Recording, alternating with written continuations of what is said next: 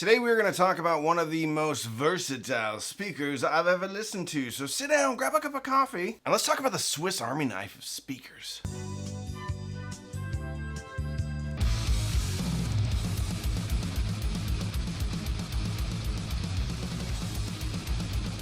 If you are new here, please consider subscribing. We have over 790 videos and we are doing a 200,000 subscriber giveaway, which means when we hit 200,000 subscribers, I'm giving away speakers, DACs, amps, turntables, headphones, all sorts of stuff from SVS, Wharfdale, Gishelli Labs, Emotiva, Black Ice Audio, Cambridge Audio, U-Turn, Project, a whole bunch of companies. The only thing that you have to do is fill out the Google form, which I'll try to link right here. It'll also be linked in the description and the pinned comment. Follow me on Instagram, and of course, subscribe. Even if you're subscribed though, it's okay. You can still fill out the Google form. Thank you so much for watching.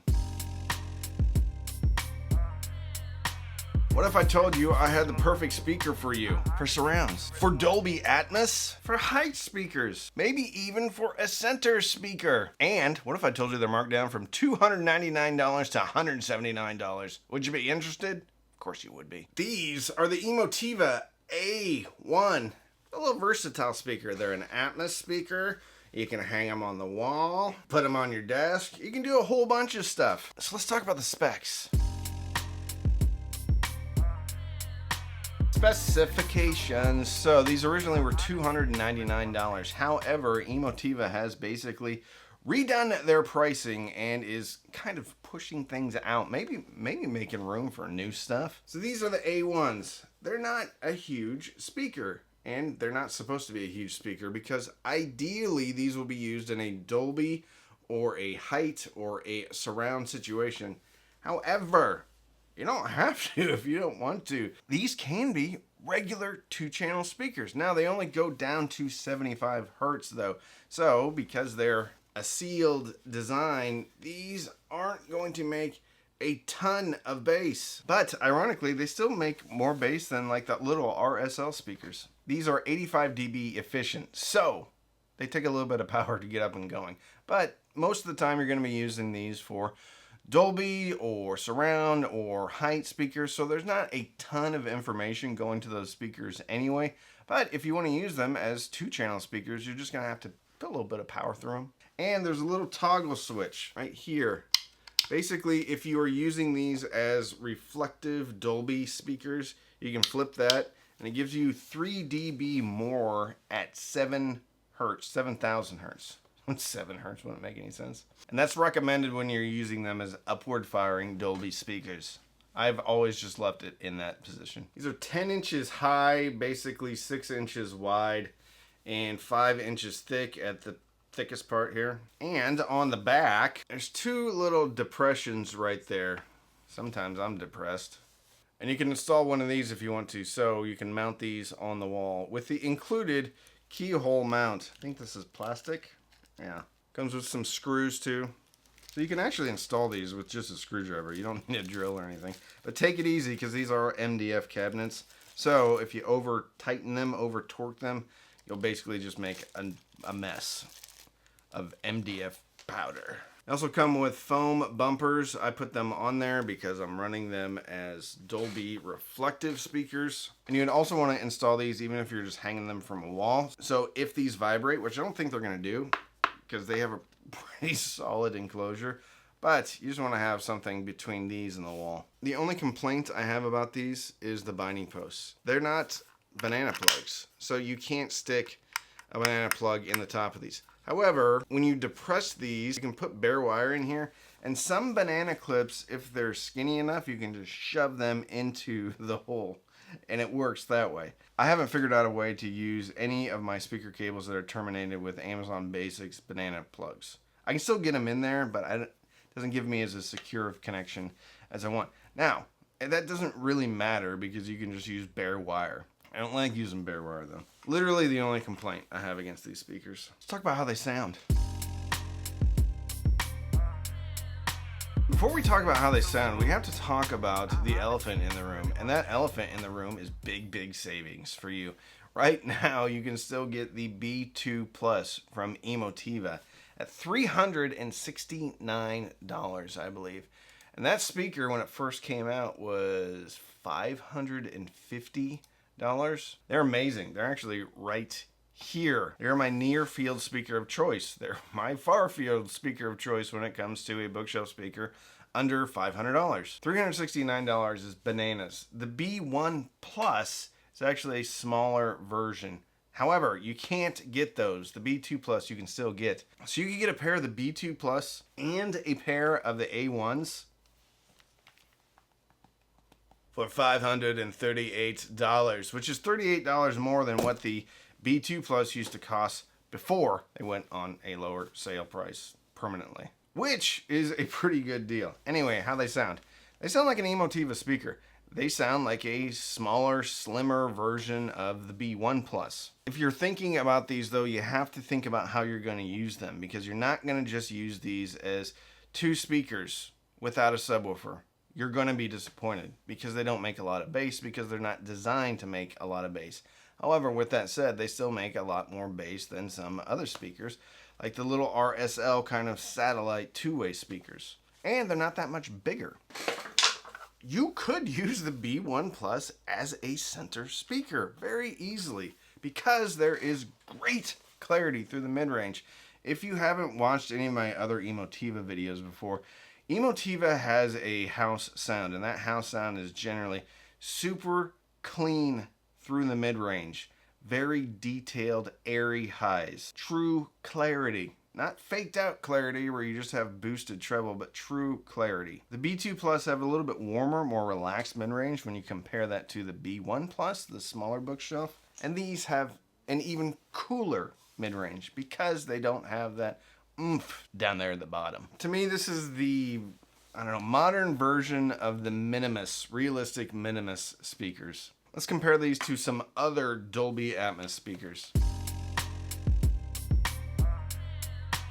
At their list price of $299, it's still a good speaker, but when it goes down to $179, then you start to get people's attention. You got my attention. I bought these. I didn't ask for these to be sent out. I just had been looking at something for a long time, wanting some Dolby speakers, and was going to get something a lot cheaper, something I probably wouldn't have liked, like the Polk or the Sonys when they go on sale. But just to give you some type of idea, the Polk Monitor XT90, which is a single upward firing Dolby speaker, is $199.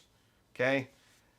This speaker probably cost $10 to make. There's nothing wrong with the XT series from Polk. What is wrong with the XT series is when they're charging $199 for a single driver Dolby upward firing speaker. Wow. Okay. These are $20 cheaper, $21 cheaper. And they're two-way speaker, and they have a ribbon tweeter, and they're made by Emotiva. You have the Sony single driver SSCSE Dolby Atmos enabled speakers, 4-inch single driver, $198. The two-way version of this speaker regularly goes on sale, well, maybe not regularly, goes on sale for around $90. So these is a single driver version, probably no crossover in here, probably doesn't need it because it's a single driver, $198. $198.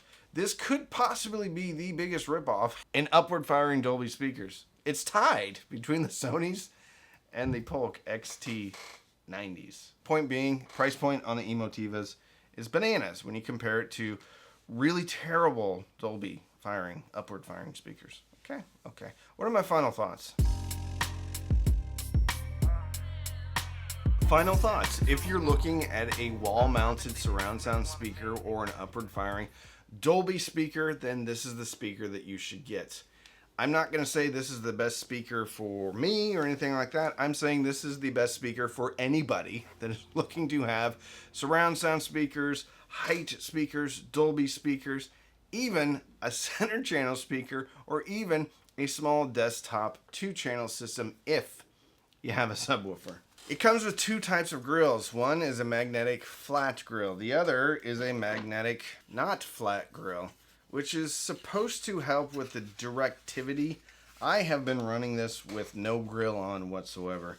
I will add this on there. This is what it looks like. It kind of flattens things out a little bit.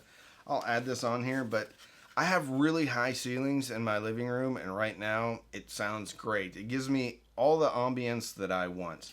I don't listen to a ton of Dolby Atmos recorded movies, so I can't tell you, oh, okay, that raindrop's in the wrong position or anything like that. Only thing I can tell you is that my living room, for the first time ever, truly sounds like a surround system. I'm running these from the RMC1L surround sound processor going into an XPA Gen 3 11-channel multi-channel amplifier. So I got plenty of juice for these. If you're going to run these in 2-channel, you're probably going to want something with 50 watts or more and a subwoofer out. These are really amazing speakers. These remind me a lot of, there's kind of a Swiss Army knife Polk speaker. What is that? I actually have that in the living room.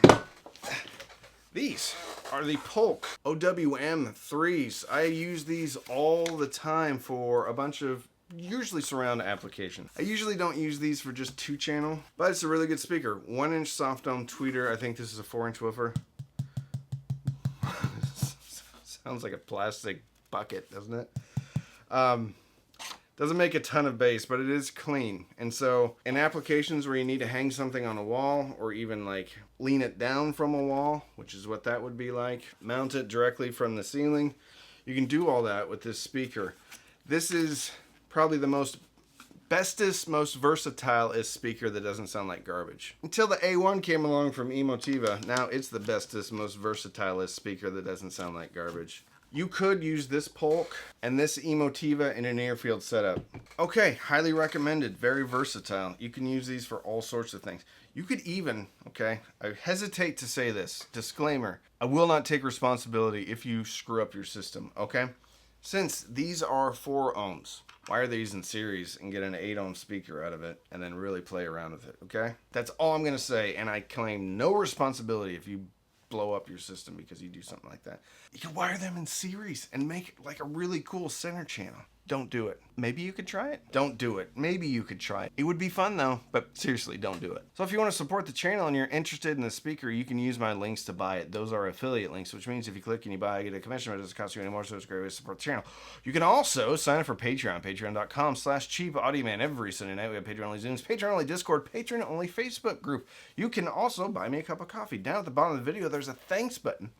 You can buy me a cup of coffee, put some money in the tip jar, but don't feel compelled to buy me anything. So don't binge watch anything on Netflix or Hulu unless you've got the A1s as your surround or Dolby upward firing speakers or a center channel speaker, or they're a 2-channel near field listening speaker with a subwoofer. Binge listen and fill your soul with happiness. And with that, I'm Randy. I'm the Cheap Audio Man.